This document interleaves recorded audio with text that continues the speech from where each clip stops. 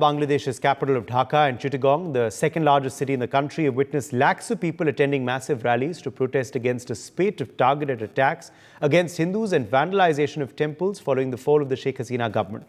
Meanwhile, large protests were also held in New York, London, Toronto, Finland, Birmingham in response to widespread attacks on minorities, particularly Hindus, in Bangladesh. Protesters took to the streets demanding an end to attacks and atrocities on the Hindu community in Bangladesh and also demanded protection for Hindus and other minorities in Bangladesh.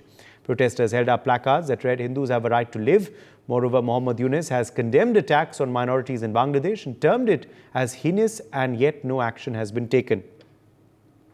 Well, during these hours of global crisis, activists like Greta Thunberg, Rihanna and the US President Joe Biden, Vice President Kamala Harris, Prime Minister of Canada Justin Trudeau are all turning a blind eye to these developments. Joining us at this point is Bhashpati Mukherjee, former diplomat. We also have Major General Sudhakarji, Strategic Affairs expert, live with us. Sumit Peer, political commentator, joins us live.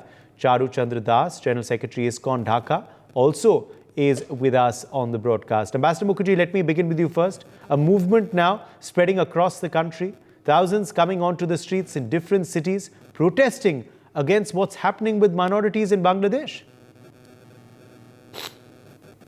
Absolutely, Uday. The issue here is that when Bangladesh was created from East Pakistan, those who wanted Bangladesh argued that the leitmotif, the reason for Bangladesh is that the Bengali culture, civilization and language is much more important than religion, which was the cementing factor for the creation of Pakistan and East Pakistan.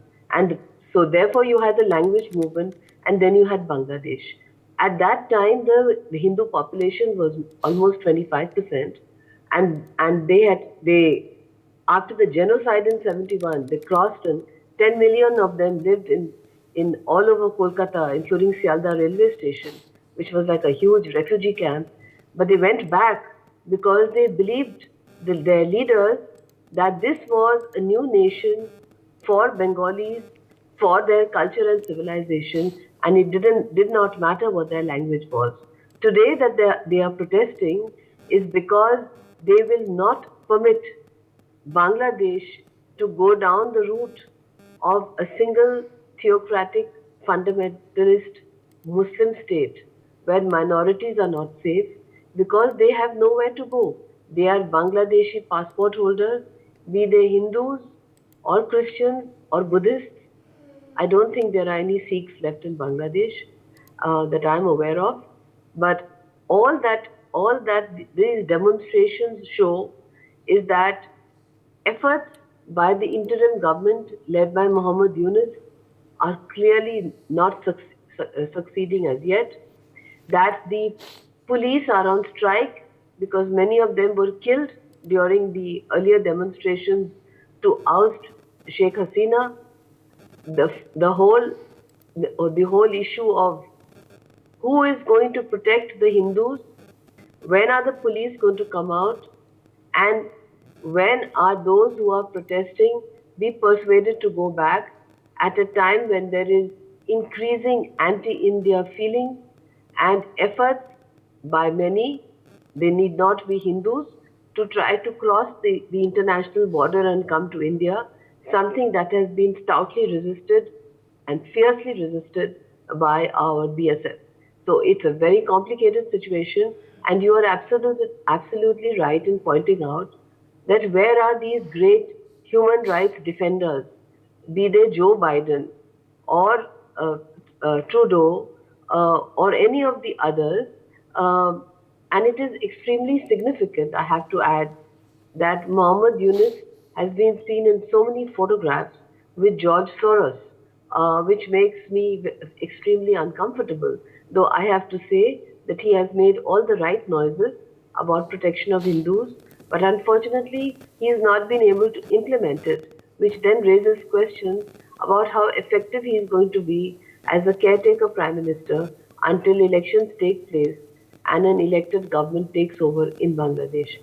But I fear very much for those Bangladeshi Hindu citizens who opted to believe in the Bengali dream which was held out to them by the Awami League and for which they went back in 71, leaving behind the security of India and stayed there. I still have relatives there who felt that this was their homeland and they cannot abandon it. So definitely something has to be done to safeguard the lives of the Hindus and to stop their property from being vandalized and to stop the beautiful Hindu temples made of terracotta and stone scattered all over Bangladesh. Some of the most beautiful temples you can imagine, Uday, from being burned down and destroyed. It's a very sad moment for me personally, Uday. Major Sudhakarji, come in here. This, of course, is a movement that is spreading across the world. Heads of state not interested, not speaking a word, but ordinary citizens coming out and speaking up for the Hindus, for the Christians, for the Jains in Bangladesh who are being persecuted. Yeah, Uday, good evening. Thank you for getting me to your show, and particularly a subject of interest and sensitivity. The ambassador, ma'am, deserves to have the last say on the subject, not only the historical perspective, but this culture being at the center of any genesis of a nation such as Bangladesh, liberation of Bangladesh, you see, evolving out of the very factor of the cultural identity. I tend to agree with her entirely, but allow me to give a little perspective as the world dynamics. The geopolitics is assuming a very different kind of a change and evolving by the day. I personally feel that the geopolitics, what was relevant in the 20th century, has taken a total turn and gravitated towards the economics. If that is so, then Bangladesh could be no exception. Although I agree the complexity of the situation, there are no easy answers. We have to give time as the best healer. But I personally feel the center of all these issues have been building up for years and pointing towards the factor of economy to large an extent. When many people, many commentators have been talking about the unemployment being the sole cause, I tend to have quite a difference in view, because if you study past 10 years, the unemployment in Bangladesh has actually been in a persistent manner, has taken an upward trend. It has gone towards the improvement, not towards the decline. So therefore, when you focus on the debate or center your argument on this particular factor, it falls flat. So what is the issue? I myself have been thinking over, I've been touring around the country for past several days as to why this has happened the way it has happened. Let's not talk about the governance. I think any amount of compliment will still fall short for the leader who's fled the country. But still, I would say, perhaps to my understanding, the central point of the economics in Bangladesh has actually concentrated or centered around a non-diversification of one factor, that is the RMG, ready-to-make garment. 84% of the export of Bangladesh actually is of RMG, and they have not been able to diversify from this particular aspect for past several years. Perhaps had they done it, maybe I think they would have had a better kind of employment opportunities, engagement of the youth, and also keeping many forces inimical to the growth story of Bangladesh at bay or far away from gravitating towards the stability of the nation. The next point that comes to my Uday, if you allow me, is that Bangladesh for too long has actually been allowed to become a kind of a sanctuary, whether willingly or unwillingly, knowingly or unknowingly. The same Jamaat that we have been talking of, boasting of ourselves, it was non-existent at the time of Mujibur Rahman having been assassinated. Many commentators have gone to the extent of giving them an absolutely free run, unaccountable for the act of assassination of Mujibur Rahman.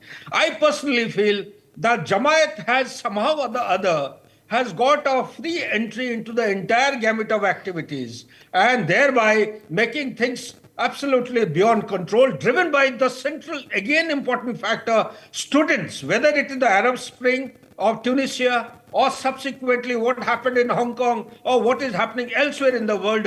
the social media has actually been taken advantage of, exploited by the students who are in the front line of such kind of revolution. Now, why have the students come in such a big way in Bangladesh? Perhaps I personally feel there are more than one external agency who are taking advantage and exploiting such kind of opportunities, building grounds to destabilize none other than India. India is the primary in the suggested or the recommended leadership in the new, I would say, the second era of the liberation of Bangladesh, they call it. I suspect that there are forces who are supporting Bangladesh to destabilize India indirectly or directly or in times ahead. Last but not the least, Uday, I continue to remind through your channel, those who prepare, they will prevent disaster. Those who repair, they will repent eternally. Therefore, it's time for India to be prepared, take proactive actions as much as possible. And the Hindus who have actually come down from 30% in 1947 to just about 8.9% or 9% as on today, there is a role and responsibility for a bigger nation as that of India to extend for their safety and upkeep and livelihood in Bangladesh. Back to you, Uday. Yes. Okay, Sumit Peer, come in here. Sumit, because, the fact is that, the volatile situation in Bangladesh continues. Muhammad Yunus, of course, is speaking out. He is urging citizens not to attack anyone, but to stand as guardians for minorities. But that has not stopped attacks as yet, which is why global attention is needed. And these protests are leading to that, hopefully, Sumit. Uday, thank you very much for having me on your show. When Muhammad Yunus talks about protecting Hindus, to me, even Hafiz Sayyid or Sayyid Salahuddin has talked about minorities, our brothers and sisters, we should protect them. Do you believe a Hafiz Sayyid Salahuddin for that matter? I agree with Muhammad Yunus when he says there is a new, a liberation of Bangladesh. Yes, from a so-called, at least Kagzo pe, from an Islamic democracy, you have become an Islamic theocracy. That's the liberation you did. From Bangladesh, you are turning into East Pakistan, and soon you will be Afghanistan. That is the liberation you did. And whenever there has a turmoil in Bangladesh, who is the eventuality ultimately? Kiske sar pe bijliyan girti hai? It is the Hindu of Bangladesh. It is the temple of Bangladesh. These are the people, who are always the casualty. Why Bangladeshi Hindus are attacked? What is this lip service about?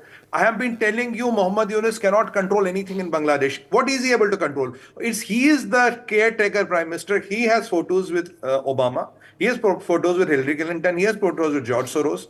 People believe he is a product of deep state of America. He is a product of Clinton Foundation with the Khad Pani from Obama. He has been brought into there. He cannot control anything. Do you think these Jamatis who have taken the control, they will let anything happen? Look at BNP. Where is the BNP cadre? If you do the election today, Awami League is literally out of the game. Now, BNP doesn't have cadre on the ground. Sheikh Hasina, Khalida Zia's son, they are not letting him enter Bangladesh today.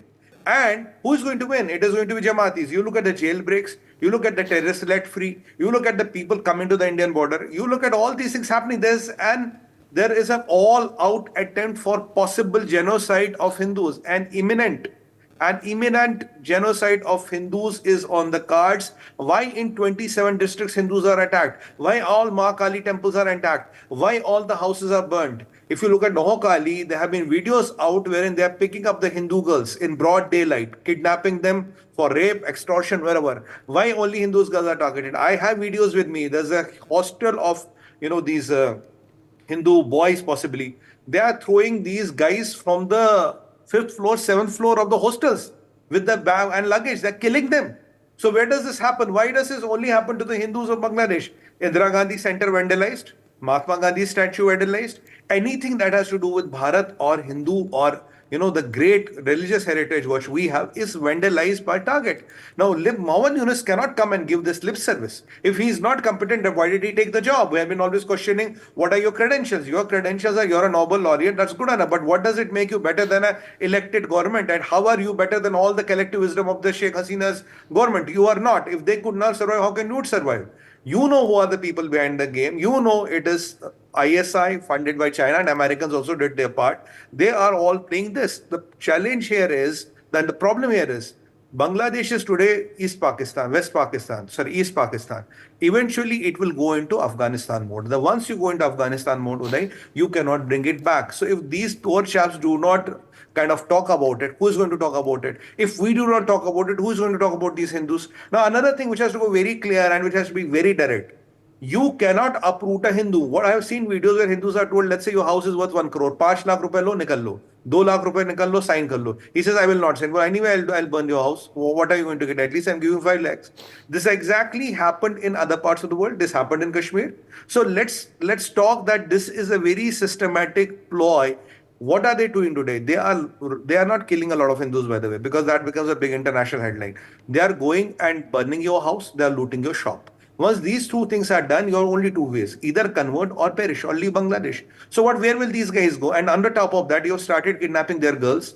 What happened? What Hamas did with Israelis? Exactly that is happening with Hindus in Bangladesh. This ISIS-style kidnappings, this Hamas-style kidnappings, brutalization, rape, taking hostages. This is what is happening all over the Bangladesh, and what we're getting to hear from the Bangladesh government lip service. Yesterday on your channel, there was ex-DG of BSF. He admitted that the Bangladesh border guard is reduced to 1/3. They have moved the Bangladesh border guard to do traffic police ki duty. क्या आप side दिखाओ गाड़ी कहाँ से आएगी? And what are they trying to do? They are trying to get these people into India. But one thing is very sure: we cannot let Hindu interest to be compromised. If Hindus have to come, the piece of land has to also come with them. Because it cannot be a president, you uproot Hindus, 13 million Hindus, you uproot them, throw them into India and swallow their all land, property, heritage and everything. No.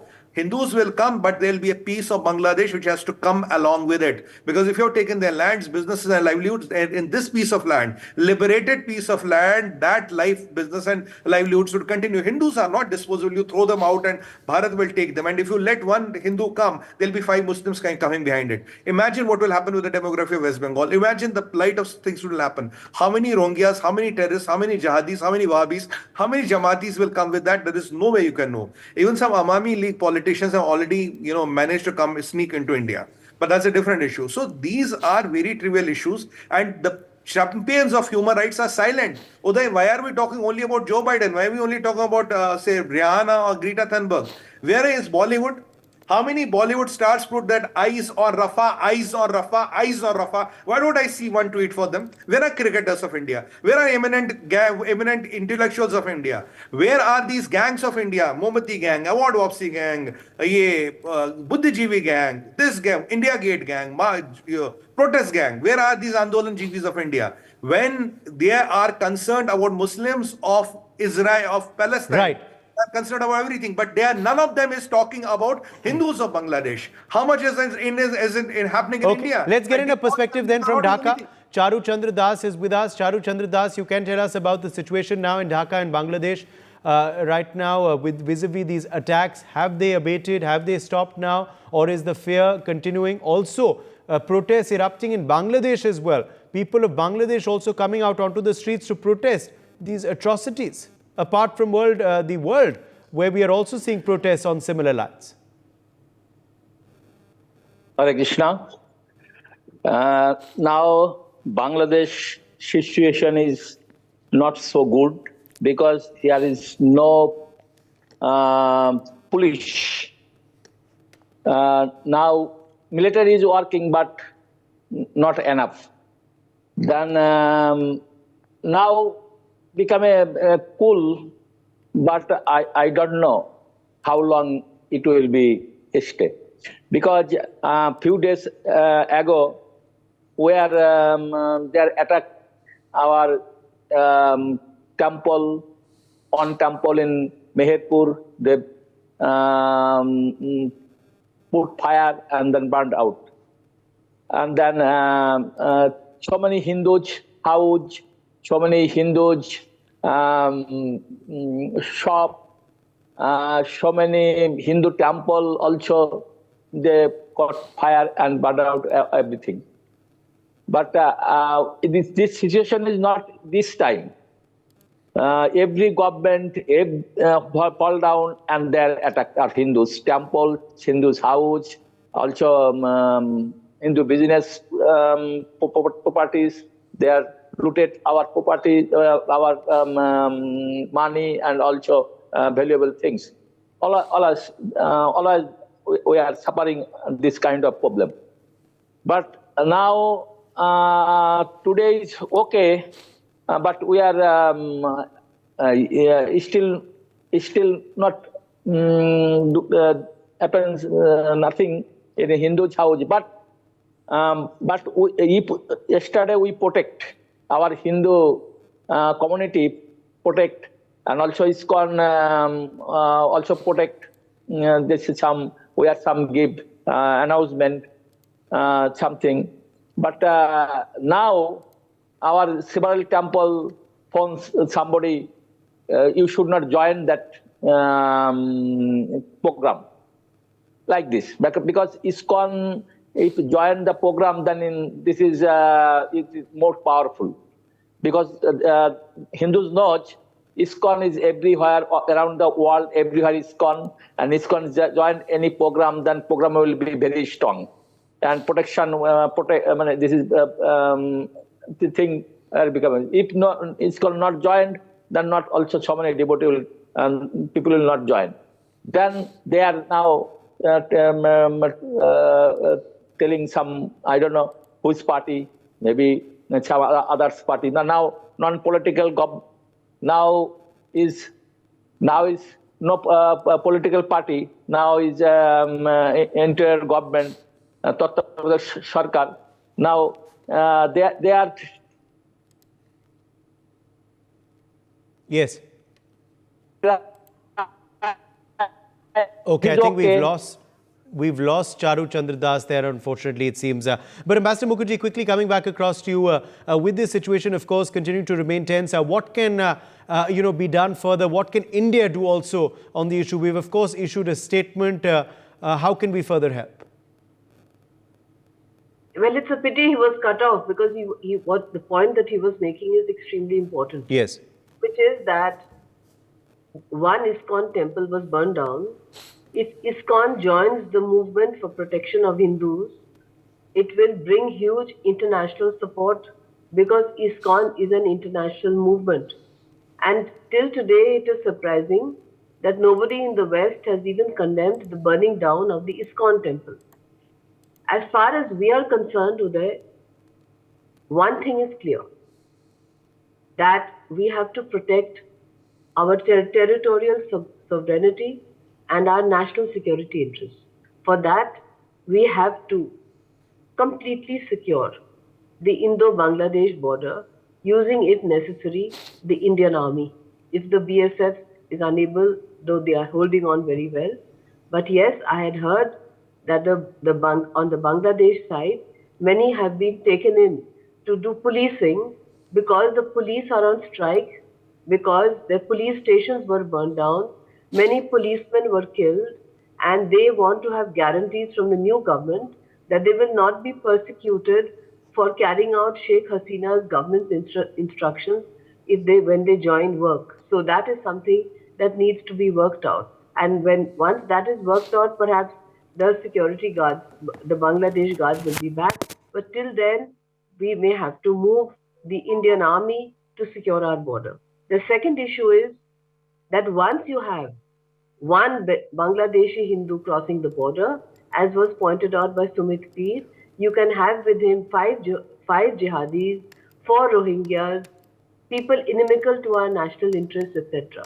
Moreover, it will completely destroy West Bengal and the Northeast. We cannot afford to allow it. This is one of the greatest threats facing India's sovereignty since 1971. We have to first secure the border.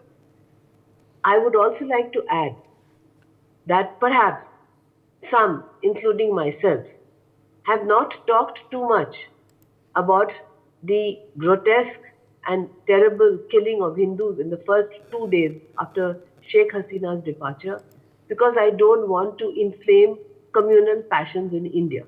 It is important to keep things under control in our own country.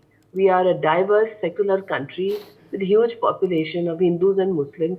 We don't want to inflame communal passions. We have to play this strictly according to our national interests. As far as the Hindus of Bangladesh are concerned, we are already giving them full support. We must move the United Nations. We must talk to our Western allies. We must encourage ISKCON, whose head was in Habitat yesterday in a conversation with me actually. We must encourage ISKCON to join the movement, Yes. regardless of the danger. Yes. Because if they join the movement, as he was saying before he got cut off, there will be a lot of other non-Hindus who will join Absolutely. the movement. So this is very important what he was saying. And this is the way forward, Uday. We have to keep a cool and calm head. Okay. For more such videos, subscribe to the NewsX YouTube channel, hit the bell icon.